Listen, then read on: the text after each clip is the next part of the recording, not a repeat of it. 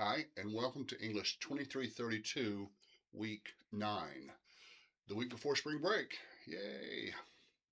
This week we've got just three ideas to go over: the Middle Ages and Virgil and Beowulf. Beowulf is a classic, is one of the first things written in English, although it was early English, not modern English. This is actually, you can use the link I sent you, of course, or buy yourself a standalone copy. This is actually the copy I studied when I was in college, what, 4 years ago? 40.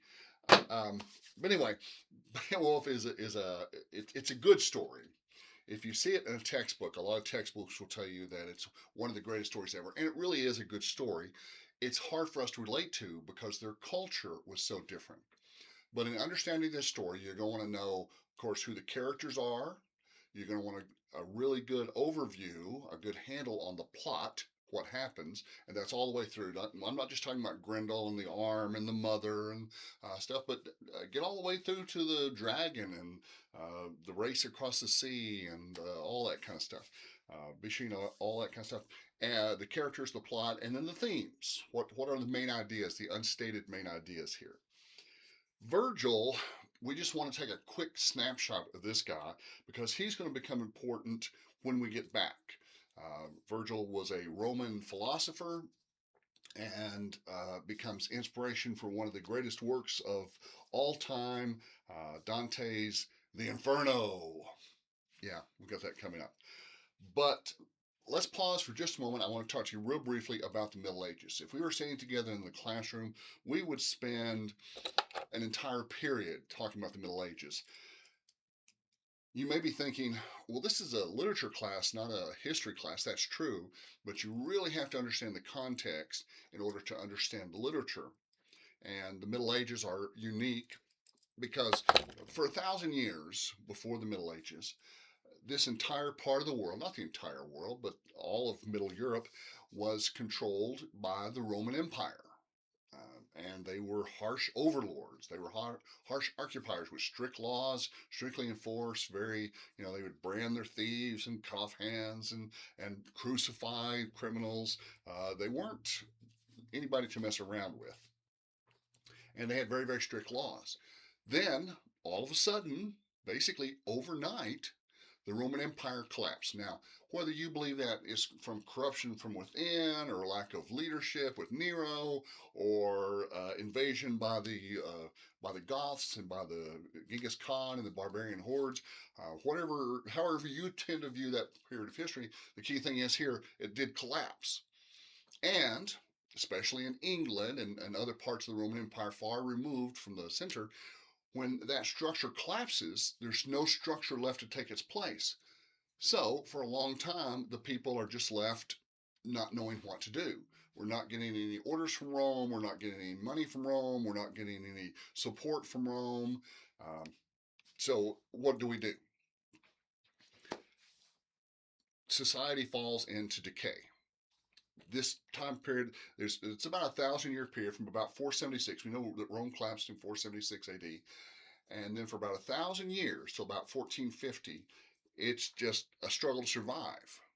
And when people are on that substance level of existence where they're just trying to get by, just trying to put food on the table that day, there's not much time left over for learning or reading or writing, creating works of art, including literature. So there's almost nothing created. Now, yes, there were a few things created of lasting beauty during this time period, but not much. And the things that were created were almost created in a vacuum because, of course, as you guys know, art doesn't exist by itself.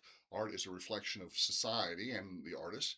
And so when there's nothing else to influence it, each little thing that's created just kind of stands alone.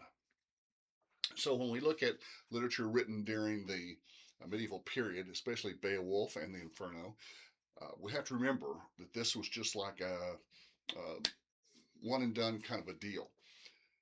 Going back to Beowulf for just a moment, I want to point out something to you. You looking at this and you think, wow, this sounds a lot more like Norwegian culture, Scandinavian culture, Norway and Sweden and Denmark and those places, than it does British culture or Scotland or Ireland or France even. You're right, it does. the names and the culture and their activities and stuff, much more reminiscent because England was heavily influenced by those cultures, especially the invading Vikings. And so, yeah, they didn't really align themselves with France and Middle Europe until after the battle, I think it was the Battle of Stamford Bridge in 1066 or 1068, right after the Norman invasion, the conquest by what's his name, and the Doomsday Book. They shifted from a Scandinavian culture to more of a European culture. But anyway, so yeah, when you read the book, it'll sound very uh, Denmarkish, and that's okay. Uh, Still great literature. But anyway, back to the Middle Ages. You got this 1,000-year period where nothing's happening. But we group these people who are living during the Middle Ages in Middle Europe. We group them into three categories: the clergy, the court, and the commoners. Court, the nobility, kings and queens, prince and princess, dukes, lords, duchesses.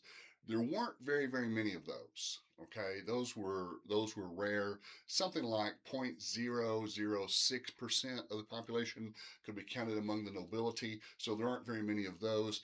And as they struggle to climb out of basically near extinction, it's basically the big bully on the block taking charge. Whoever's got the strong arm or the big weapon or the sharpest sword, he's in charge, and there's really no law except the law that's made up on the spot. So when you get tales like King Arthur and the Knights, which we're going to get to a little bit later, it's really probably based in fact, but also an attempt to bring order to a chaotic civilization. But so the thing to remember about the Middle Ages is that for 1,000 years, you've got a culture just thrown into chaos, nobody knowing what's going on, barely able to survive, and yet we still see a few instances of great literature. Take your time over spring break. I think your response paper is due the week after we get back. That's response paper number 2.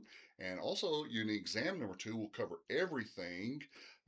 Now, except we may, I think we will put the Inferno and Dante on with the next exam. So the exam will only cover up to spring break. So, yeah, basically weeks 9 and 8 and 7 and 6. So that shouldn't be too bad. Okay, look over the material. Let me know if you have questions. And I hope you have a good spring break.